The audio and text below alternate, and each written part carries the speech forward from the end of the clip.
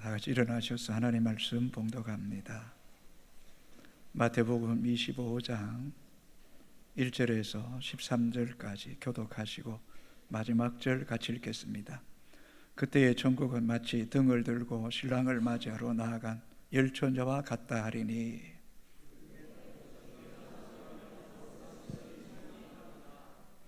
미련한 자들은 등을 가지되 기름을 가지지 아니하고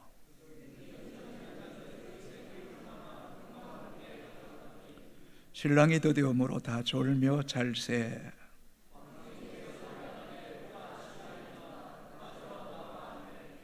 이에 그 처녀들이 다 일어나 등을 준비할세.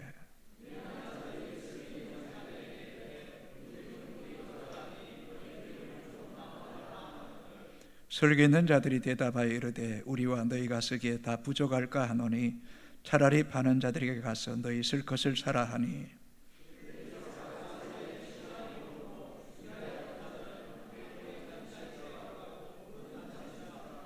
그 후에 남은 처녀들이 와서 이르되 주여 주여 우리에게 열어주소서.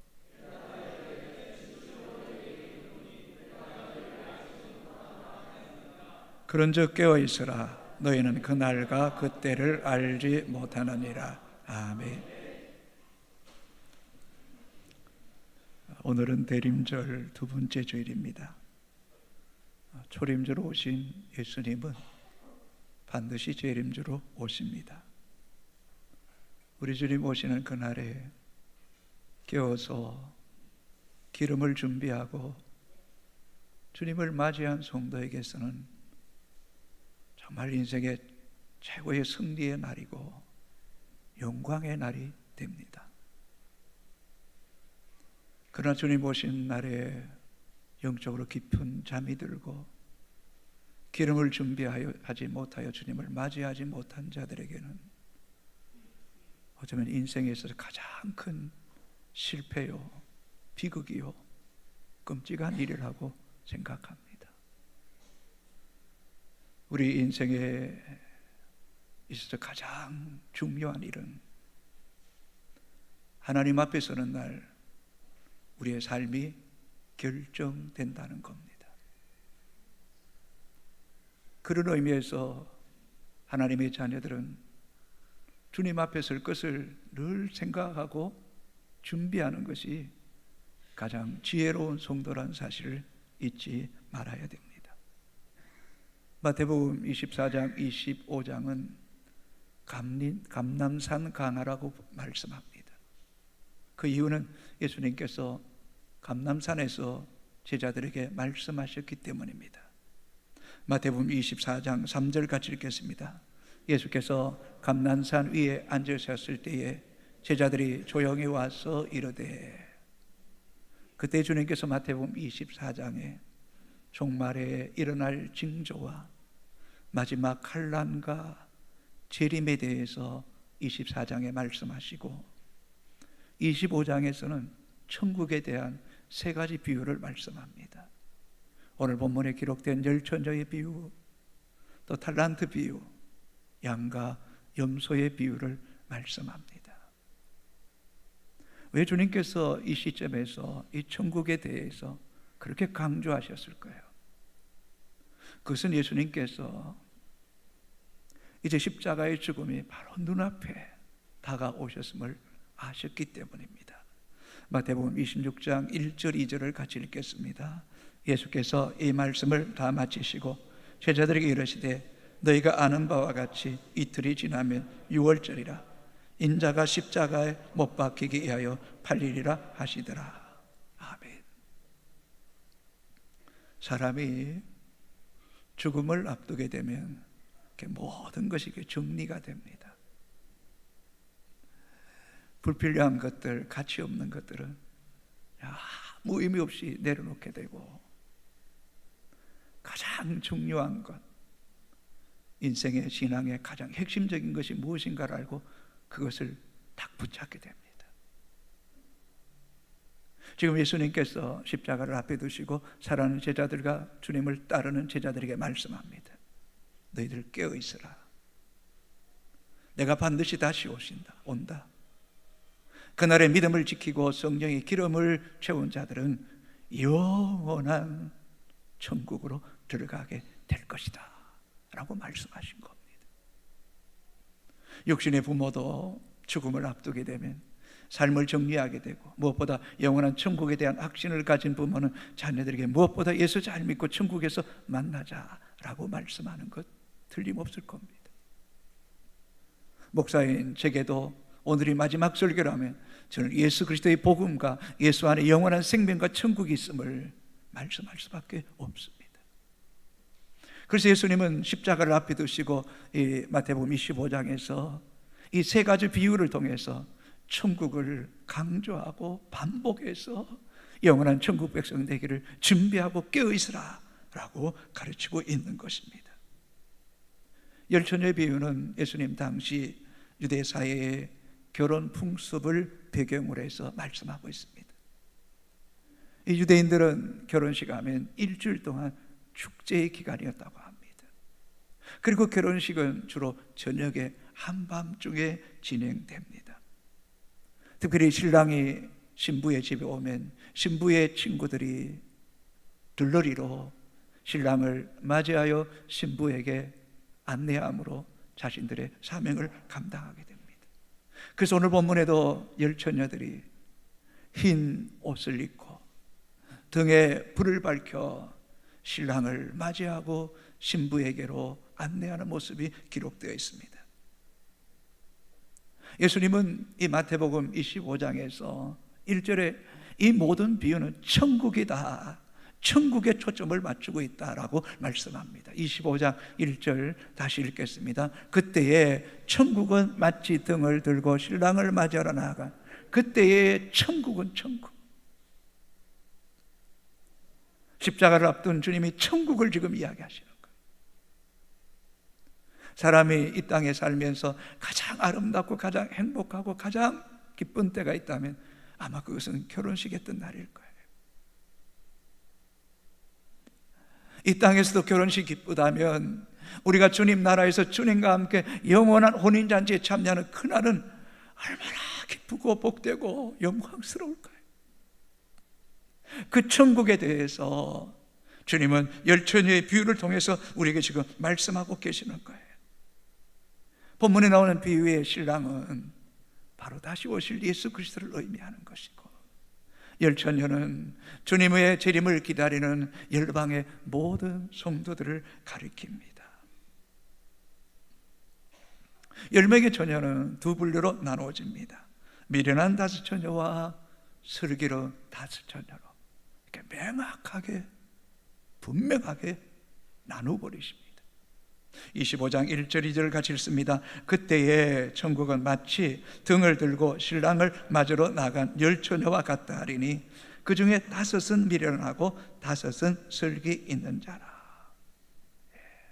미련하다 이 말은 헬라어로 모라이, 우둔한, 얼빠진, 별 생각 없이, 오늘도 천국은 나와 상관없는 것처럼 별 생각 없이 준비 없이 이 세상의 전부인 것처럼 살아가는 사람은 미련한 사람입니다. 미안하지만 그렇습니다. 설기 있다, 프로니모이라는 단어는 지혜롭고 준비성 있고 분별력이 있어서 행동을 스스로 조절합니다. 주님 다시 오신다, 준비해야 된다, 깨어 있어야 된다, 주님 오심에 하나님 앞에 설 것에 철저하게 초점을 맞추고 살아가는 사람입니다. 우선 10명의 처녀들의 공통점이 여러 가지로 많습니다. 10명 모두 처녀입니다. 모두 신랑을 기다리고 있습니다. 모두 잔치집에 초대받았습니다. 10처녀 모두 등을 가지고 있습니다. 외적인 조건으로 보아서는 모두가 다 같아 보입니다. 별로 다른 점이 없어 보입니다. 5절도 같이 한번 읽어볼까요? 신랑이 더디 오므로 다 졸며 잘세. 미련한 처녀만 졸았던 거 아닙니다. 슬기로운 다섯 처녀도 다 잠들었습니다. 늦은 밤에 조는 것 생리적인 거죠. 어쩌면 다 졸았다, 다 잠들었다, 아주 인간적인 거 아닙니까? 그러나 중요한 것은 졸며 다 잤다, 이 말은 우리가 생각했던 것보다 신랑 되신 예수님이 늦게 한밤중에 오셨다는 것을 알 수 있습니다. 3절을 같이 읽겠습니다. 미련한 자들은 등을 가지되 기름을 가지지 아니하고. 미련한 처녀들은 외적으로 보이는 등을 가졌어요. 그러나 그 등 안에 기름은 없었습니다. 기름은 그 성령의 충만함을 가리킵니다. 미련한 처녀와 슬기로운 처녀는 겉으로 보기에는 전혀 차이를 느낄 수가 없었습니다. 오늘도 대부분의 신앙인이 겉모습을 보면 다 경건하게 보입니다. 다 신앙생활을 잘할 것처럼 보입니다. 주일이면 어급이 없이 예배를 드리고, 또 분명한 신앙을 고백하고, 또 세례도 받고, 또 각자 직분과 주어진 사명에 따라 곳곳에서 서로 정말 열심히 봉사합니다. 그래서 외적으로는 어떤 사람이 정말 진짜 신앙인인지, 어떤 사람이 그냥 거칠이적인 신앙인지를 분별하기 어렵습니다. 어쩌면 자기 자신도 내가 지금 신앙생활을 잘하고 있는지, 주님 오심을 고대하고 있는지 물어볼 때에 스스로도 헷갈릴 수 있습니다.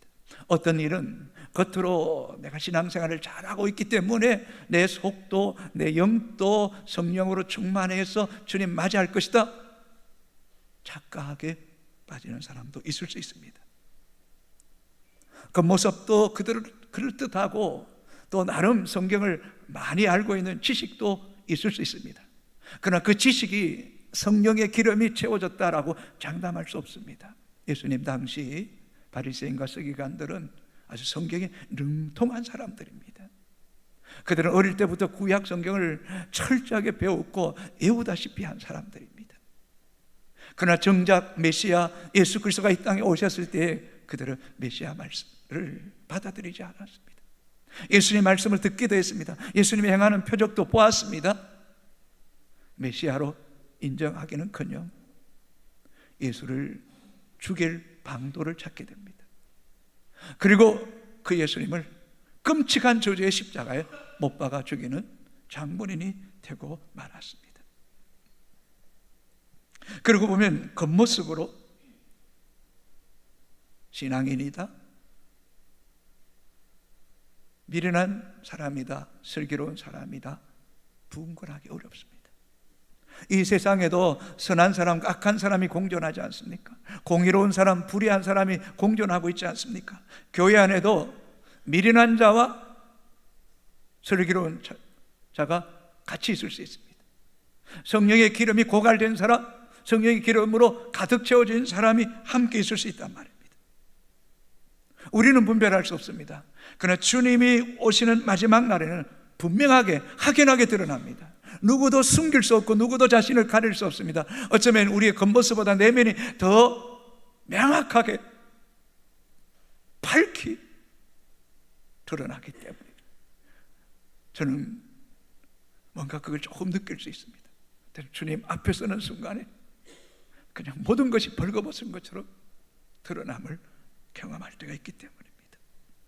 본문의 슬기로운 다섯째는 기름을 충분히 준비했습니다. 여분의 또 다른 그릇에 기름을 준비해서 기름이 떨어지면 그 기름을 보충할 것이라고 생각하고 있습니다. 그럼 이런 기름은 도대체 뭘까? 앞에서 이야기했던 성령입니다. 기름 부으심은 구별되는 겁니다. 성령의 기름 부으심에 임하면 어떤 일이 일어날까요? 예수 그리스도가 길이요 진리요 생명이요 유일한 구원자요 예수 안에 영원한 생명과 천국에 있음을 깨닫게 됩니다. 믿어지게 됩니다. 하나님이 살아계신다, 하나님이 역사의 주권자다, 내 삶의 주인이다, 그 삶을 인정을 매일매일 그분께 내 삶을 위탁하고 그분의 인도하심을 구하게 됩니다. 그뿐만 아닙니다. 성령의 임재와 기름 부으심이 우리 가운데 임하게 되면 하나님 말씀이 깨달아집니다. 믿어집니다. 그뿐만 아닙니다.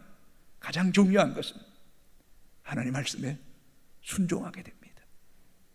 신앙의 꽃, 신앙의 열매, 신앙의 절정은 하나님 말씀에 순복하는 것입니다. 그 말씀 앞에 내 인생을 내어 맡기는 것입니다. 그 말씀에 순종할 때에, 그 말씀을 따라가 보니 하나님이 살아계시고 하나님이 일하시고 하나님 내 인생을 인도하시고 다스리심을 고백할 수밖에 없는 것입니다. 가나안 인자집에 포도주가 떨어졌을 때 하인들에게 물을 떠서 연회장에 갖다 주라 했더니 갖다 주었더니 물이 변하여 포도주가 된 것입니다. 다른 사람은 알지 못했습니다. 그러나 물 떠온 하인들은 알더라. 왜요? 주님의 말씀에 순종해 보니 물이 변하여 포도주가 되는 기적의 역사가 오늘도 우리의 삶 가운데 일어나게 하시는 줄로 저는 믿습니다. 그뿐만 아닙니다. 성령이 우리에게 임하면 너희가 권능을 받고 예루살렘과 온 유대와 사마리아 땅까지 내 증인되라고 말씀했던 것처럼 하나님의 영이 우리 가운데 임하면 아버지의 마음을 가지고 영혼을 사랑하게 됩니다. 영혼을 불쌍하게 됩니다. 영혼에게 복음 전하고 싶습니다. 영혼이 예수 믿고 구원받기를 원하게 되는 겁니다. 그뿐만 아닙니다. 하나님의 영이 기름 부으심이 임하면 예배 가운데 주님을 찬양하게 됩니다. 말씀이 들려집니다. 말씀이 깨달아집니다. 그 말씀 붙잡고 기도할 때 힘이 됩니다. 믿음이 생깁니다. 찬양하게 됩니다. 찬양할 때 지난주에 나눴던 시온에 따라 마음껏 기뻐하라, 예루살렘에 따라 소리치라 소리치라. 내 영이 기뻐 뛰며 말씀 안에 자유와 그 말씀이 송일 꽃보다 달고 더 달고 그 말씀이 믿어지고 내 영혼에 채워질 때에 주님의 통치가 우리 가운데 임합니다. 그럴 때 우리는 이 땅에서도 하나님 나라를 경험하는 사람, 정말 초막이나 궁궐이나 내 주 예수 모신 것이 그 어디나 하나를 얻은 골짝 지나서 험한 바다 건너서 주께로 더 가까이 가는 그것이 내 인생이 얼마나 기쁜지 얼마나 기쁜지. 이런 성도는 자기도 모르게 오 주님, 내가 하나님 나라의 백성 되기 원합니다. 보좌에 앉으신 우리 하나님과 어린 양께 예배하는 자가 되기를 원합니다. 이런 하나님 나라를 맛본 사람은 자기도 모르게 위의 것을 소망하게 되는 것입니다. 이 믿음이 우리 가운데 있게 되기를 주님의 이름으로 축복합니다. 그런 안타깝게도 지금 한국교회 안에 이런 성령의 임재와 기름 부으심이 바닥치고 있습니다. 고갈되고 있습니다. 미안하지만 예배하는 자들 가운데 미련한 다스처녀, 슬기로운 다스처녀처럼 기름 없이 종교생활하고 등만 가지고 꽤 괜찮은 것처럼 착각하는 성도들 참 많습니다. 오히려 코로나 때보다 지금이 영적으로 더 나태해진 것 같습니다. 더 게을러졌습니다. 주일에 대한 경계선이 지금 무너지고 있습니다. 예배가 영혼의 생명이라는 것이 지금 무너지고 있습니다. 하나님보다 내 자신이 더 소중하고 내가 하나님을 위해 존재하는 것이 아니라 하나님이 나를 위해 존재해 주기를 바라고 교회와 공동체를 생각하기보다는 개인의 편리와 유익을 쫓아가는 것, 이것은 하나님의 임재 가운데 있는 사람이 취할 바가 아닙니다. 유럽 교회가 문을 닫고 미국 교회가 쇠퇴한다는 이런 이야기가 남의 이야기가 아닙니다. 어쩌면 한국 교회는 가장 짧은 시간에 부흥한 교회로서 부각을 나타냈다면 어쩌면 가장 빨리 쇠퇴하는 교회로 오점을 남길까 심히 두렵습니다. 정말 주님을 사랑하십니까? 여러분 생명보다 주님을 더 사랑하십니까? 이 세상 어떤 것보다 교회를 더 사랑합니까? 영광스러운 교회, 주님의 임재가 있는 교회, 주님을 만나는 교회, 주님의 나라를 경험할 수 있는 교회, 하늘문이 열리는 교회를 통하여 여러분 영이 살아나고 있습니까?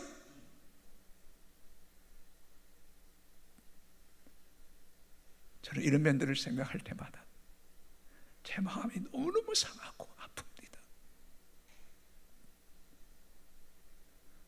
첫사랑 회복하지 않으면 촛대를 옮기겠다고 말씀하셨습니다. 지금은 깨어 있을 때입니다. 5절 6절 같이 읽겠습니다. 신랑이 드디어 오므로 다 졸며 잘새 밤중에 소리가 나되 보라 신랑이로다 맞으러 나오라 하며.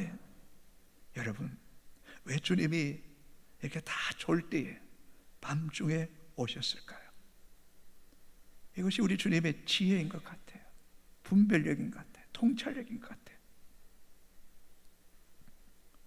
주님이 일찍 왔더라면 기름에 등에 불을 밝힌 자와 불이 없는 자 잘 분간 못했을 것 같지 않나요? 주님이 더디 밤중에 늦게 오니까 미련한 다섯 자녀는 이미 기름이 바닥나 버렸어요. 그러나 슬기로운 다섯 자녀는 등의 기름과 여분의 기름을 넉넉히 준비했기에 밤이 깊어도 그들은 두렵지 않았어요.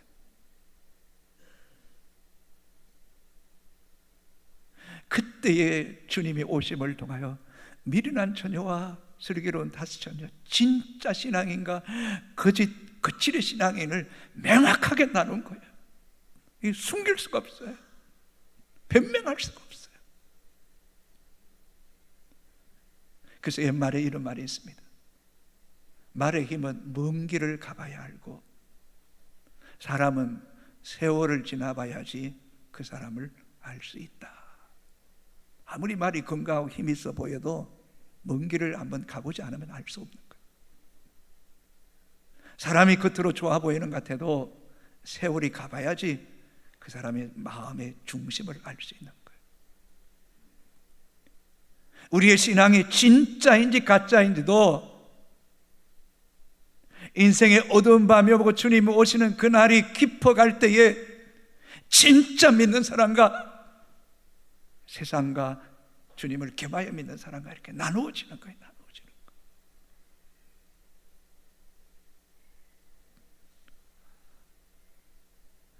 그러나 참되게 진실하게 흔들림 없이 성령 안에서 오직 주님이 다시 오심을 믿고 주어진 사명과 주의 말씀 붙잡고 실험하며 살아가는 성도는 오히려 하나님의 임재와 기름 부심이 더 강해집니다. 하나님이 더 세밀하게 간섭하십니다. 인도해 주십니다. 알게 하십니다. 그리고 그 속에서 하나님이 우리를 붙잡고 계시고 주님 오심을 알게 하시고 그때 기쁨으로 주님을 맞이하게 하는 은혜를 우리에게 주실 줄로 믿습니다.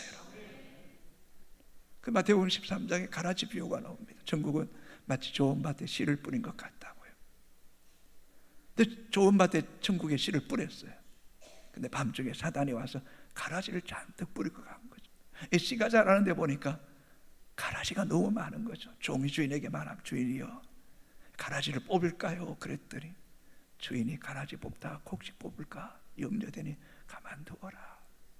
내가 추수 때가 되면 마지막 때가 되면 가라지를 거두어 끄지 않은 불에 던져서 하라고 곡식은 내가 곳간에 천국 곳간에 넣으리라. 한번 읽어볼까요? 마태복음 13장 29절 30절입니다. 주인이 이르되 가만두라. 가라지를 뽑다가 곡식까지 뽑을까 염려하노라. 둘 다 추수 때까지 함께 자라게 두라. 추수 때에 내가 추수꾼들에게 말하기를 가라지는 먼저 거두어 불사르게 단으로 묶고 곡식은 모아 내 곳간에 넣으라 하리라. 아멘. 미안합니다. 교회 안에도 미련한 처녀가 있고 슬기로운 처녀가 있습니다. 사람은 구분하기 어렵습니다. 그러나 시간이 지나며 우리 주님 오시는 날에는 명확하게 드러납니다. 숨길 수가 없습니다. 교회 안에도 처음에 은혜 받고 열심히 충성하고 헌신하는 사람들 참 많습니다. 사람 보고 환경 보고 문제 보고 주님 보지 못하고 시간 지나면 잠수탑니다. 어디론가 사라지고 없습니다. 그러나 성령 안에 기름 부으심을 받은 사람은 오직 우리의 소망, 우리의 푯대 예수 그리스도만 바라봅니다. 세상에 요동치고 사람들이 비난 있고 조롱 있고 멸시하고 핍박이 있어도 오히려 더 견고해집니다. 그리스도께 더 깊이 뿌리 내리고 오히려 세상을 더 거스르게 됩니다. 오직 위의 것을 더 사모하게 됩니다.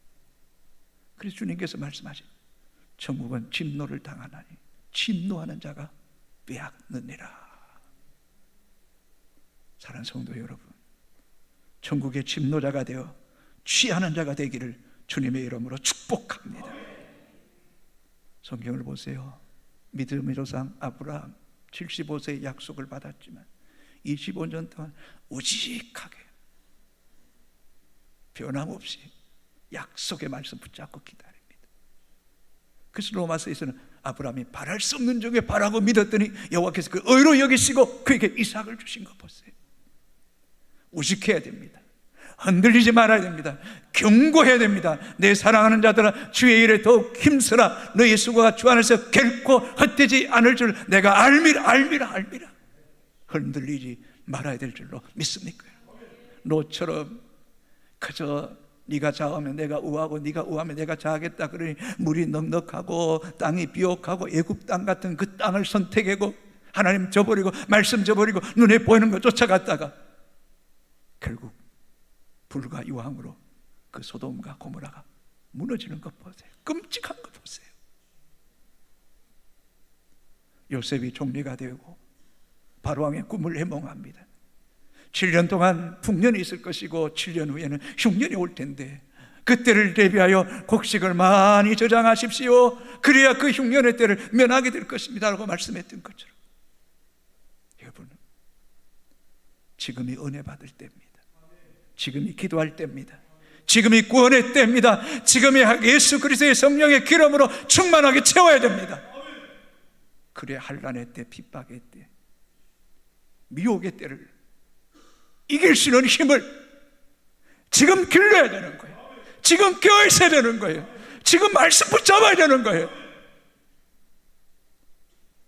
그런데 조금 편안하다고, 살만하다고, 적당히, 어떻게 하면 예배 시간 좀 피하고, 어떻게 하면 집에 더 빨리 가는 거예요.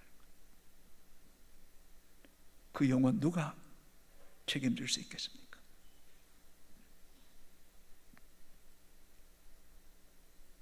뭔가 모든 사람들이 가는 길 가면 안 됩니다. 우리는 넓은 길 가면 안 됩니다. 스스로 좁고 협착한 길, 좁은 길, 그 생명의 길을 스스로가 그걸 붙잡아야 됩니다. 누군가가 내 신앙을 지켜줄 것이, 누군가가 나를 붙잡아야 아닙니다. 이제는 스스로 서야 됩니다. 홀로 서게 해야 됩니다. 앞으로 환난의 때가 올 것이라고 성경은 곳곳에 기록하고 있습니다. 마태복음 24장 21절까지 읽습니다. 이는 그때에 큰 환난이 있겠습니다. 창세로부터 지금까지 이런 환난이 없겠고 후회도 없으리라. 창세 이전에 없었던 환난의 때가 옵니다. 예수님께서 마지막 때 참 믿는 자를 보겠느냐고 말씀하지 않았습니까? 이러한 때일수록 우리는 더 성령의 기름을 공급받기를 기도해야 됩니다. 예, 기도 정말 중요합니다. 여러분, 주님과 교제하지 않고는, 주님과 친밀하지 않고는 성령의 공급을 받을 수가 없습니다. 예배 가운데, 찬양 가운데, 말씀 가운데, 기도 가운데 하나님의 기름 부으심을 내가 누려야 되는 거예요. 누려야 되는 거예요. 빼앗기면 안 되는 거예요.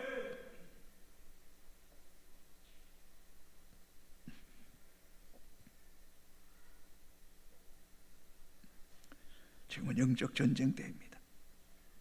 8절을 같이 읽겠습니다. 미련한 자들이 슬기 있는 자들에게 이르되 우리 등불이 꺼져가니 너희 기름을 좀 나눠달라 하거늘.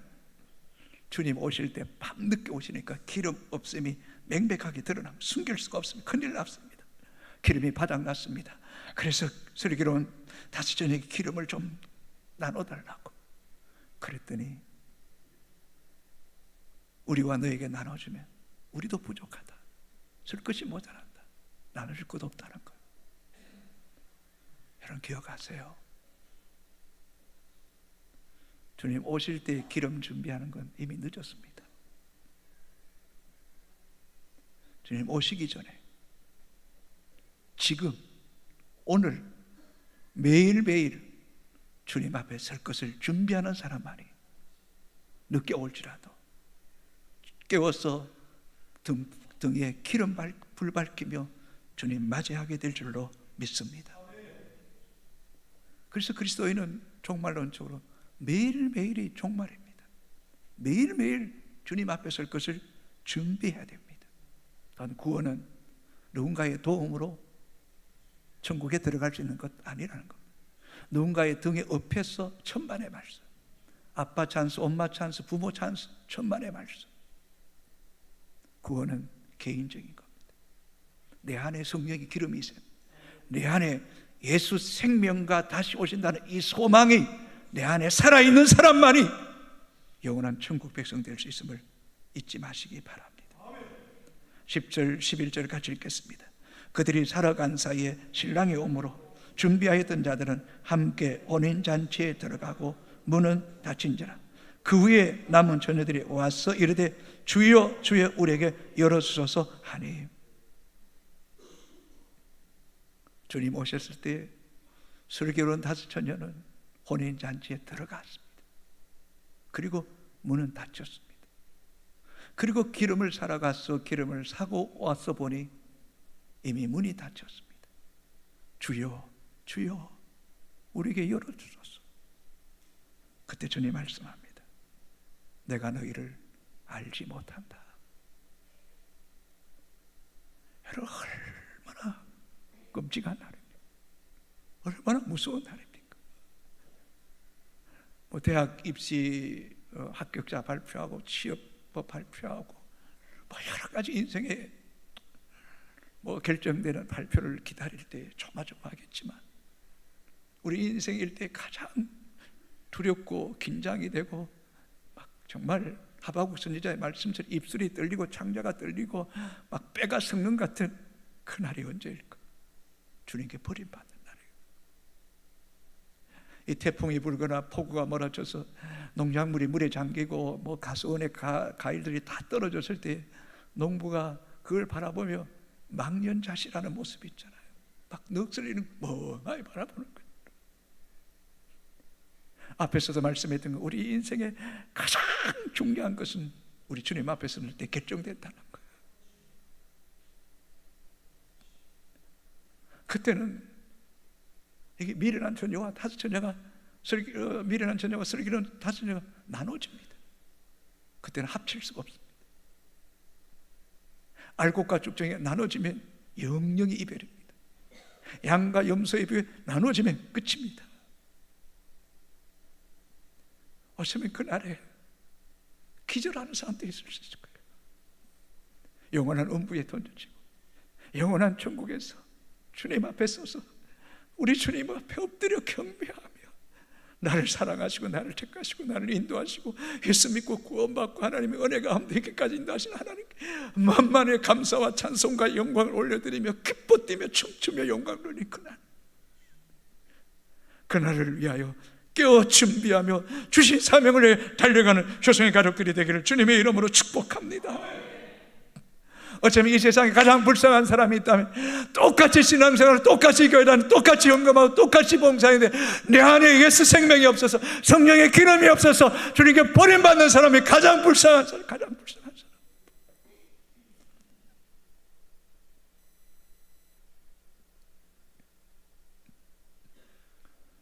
그날이 승리와 영광의 날이 될지언정 정말 절규하며 몸부림치며 눈물을 흘리는 날이 되지 않게 되기를 소망합니다. 13절 같이 읽겠습니다. 그런즉 깨어있어라. 너희는 그날과 그때를 알지 못하느니라. 깨어있어라. 정신 차리라. 경계하라. 집중하다. 집중. 여러분 오늘 본문 보십시오. 깨어있었습니다. 다 깼어요. 다 깼어요. 근데 기름이 없는 거예요. 기름이.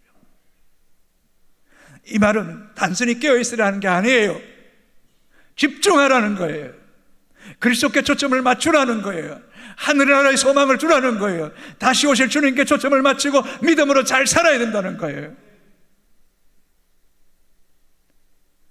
여러분 미안합니다.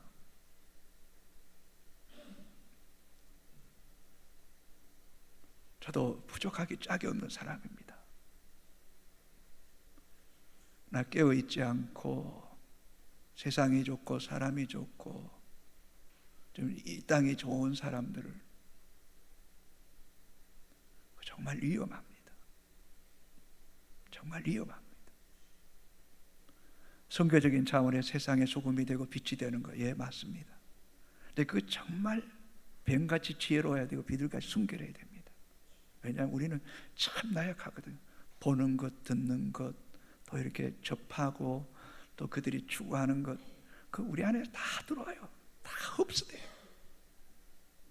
그것이 내 영을 죽이고 성령을 고갈시키고 이 세상에 안주하게 되면 주님 앞에 서는 날은 비극의 날이 되는 거예요. 깨어있으란 말은 주가 주신 사명에 충성하라는 거예요. 여러분 기억하셔야 돼요. 여러분 사명이 여러분을 살리는 겁니다. 그 일에 충성하는 것이 여러분이 영원히 깨어 일어나는 것입니다. 사명이 여러분을 정말 복 있게 하는 거예요. 저에게 목사라는 사명이 저를 저되게 하는 거예요. 절제하셔야 돼요. 진짜 소중한 게 뭔가 알아야 돼요.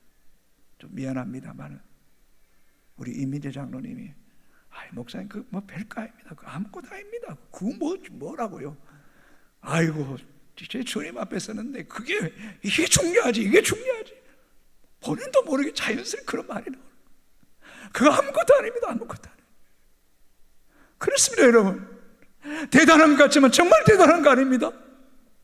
정말 가치 있는 것, 소중한 것, 영원한 것이 무엇인가를 알고 살아가는 그런 효성의 가족들이 되기를 주님의 이름으로 축복합니다. 기름을 준비합시다.